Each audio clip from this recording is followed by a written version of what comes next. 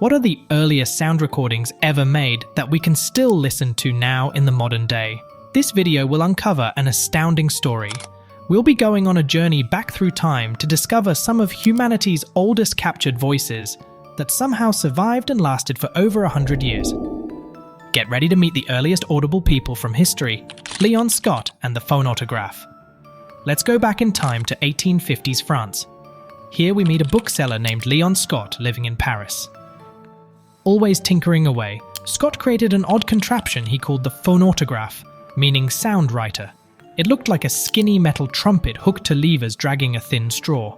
Scott would shout melodies and speech into the wide end as smoke-blackened paper spun around a barrel behind the straw. Sound waves made the straw wiggle, etching wavy lines all over the sooty paper.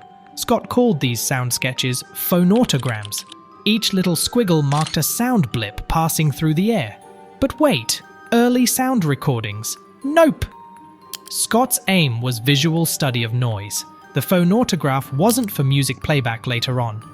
It let 19th century acoustic science nerds scrutinize speech waveforms under magnifying glasses.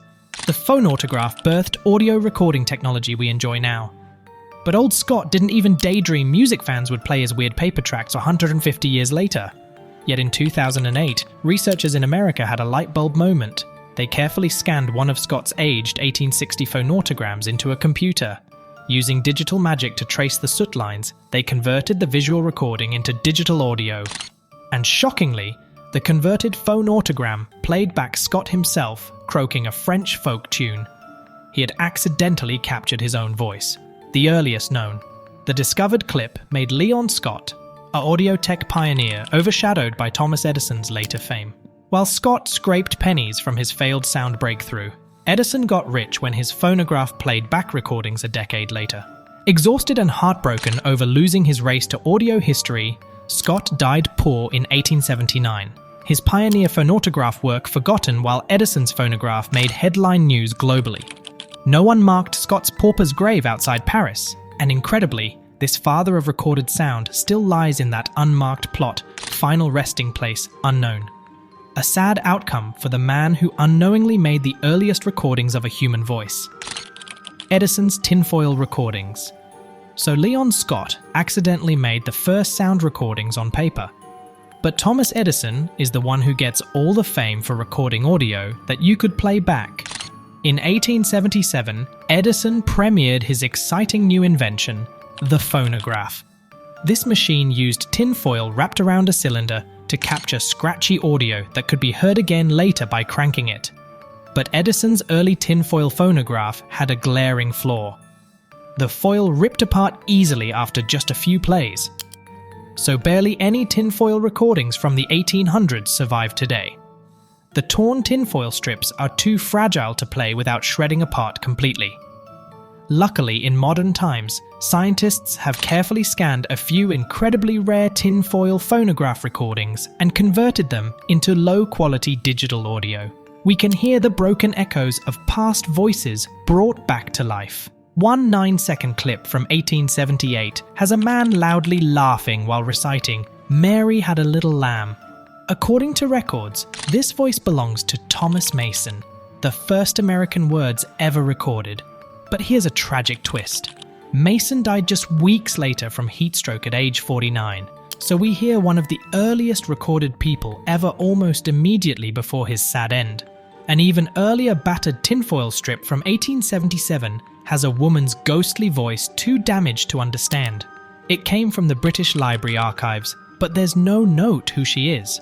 However, the envelope names Harriet Martineau, a Victorian-era writer who had died the year before. Could these be the only surviving words of the first recorded woman ever, preserved by miracle? Now for some backstory on Harriet Martineau. Although forgotten today, back in the 1830s, she was an acclaimed writer and early feminist who hung in intellectual circles with Charles Darwin and the British royal family. Martineau wrote popular newspaper columns educating readers about the economy, philosophy, women's rights, and ending slavery. Quite the cerebral celebrity pundit of her day. But in her 50s, Martineau's health failed. She got diagnosed with a painful incurable uterine disease that confined her to bed. By 1855, Martineau depended on opium doses just to function enough to keep writing. Finally, in June 1876, at age 74, death freed her from long misery. Harriet Martineau was laid to rest in Birmingham, being eulogized as one of Victorian Britain's most significant female figures. Yet, an enigmatic tinfoil phonograph strip, dated only months after Martineau died, bears her name. Is it possible a voice clip survived from beyond the grave of this extraordinary historical luminary? We can only speculate. Von Moltke and the phonograph Edison kept tweaking his invention for over a decade, until finally in 1889 the phonograph could clearly record voices onto wax. No more terribly scratchy tinfoil.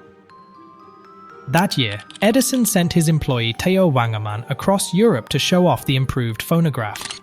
As he visited top scientists and world leaders, Wangerman recorded them speaking to showcase the machine's new, crisp audio fidelity. One older gentleman he recorded was Germany's 91-year-old Field Marshal Helmut von Moltke in April 1889. Von Moltke was born all the way back in 1800, making him the earliest born human with a surviving voice recording. Von Moltke had spent 30 years as chief of staff, skillfully modernizing the Prussian army into a formidable fighting force. He was an imposing leader who rarely spoke unless absolutely necessary. People called him the Great Silent One. In fact, von Moltke knew 7 languages but disliked chit-chat so much he stayed quiet in all of them. Yet somehow Edison's wax phonograph intrigued even this cranky old general enough to make him break his trademark silence. In von Moltke's preserved audio clip, he tries leaving a congratulatory message for Edison, but the old soldier accidentally calls the phonograph a telephone at first. He got the inventions mixed up. Even famous German war heroes found these weird futuristic gadgets confusing. After retiring in 1888, von Moltke only lived a few more years before being honored with a massive state funeral attended by German Emperor Kaiser Wilhelm II and thousands of troops when he died at age 91. Here's a strange twist of fate though. After World War II, von Moltke's burial site got looted and destroyed, so the voice of this imposing leader lasts eternally, while no one knows where his remains ended up. Well, those are some of the astounding earliest sound recordings ever captured that we can still listen to today. Have you heard any other super old audio clips that fascinated you? Let me know in the comments below. And don't forget to smash that like button and subscribe to Unexplained Studios for more true mysteries through history.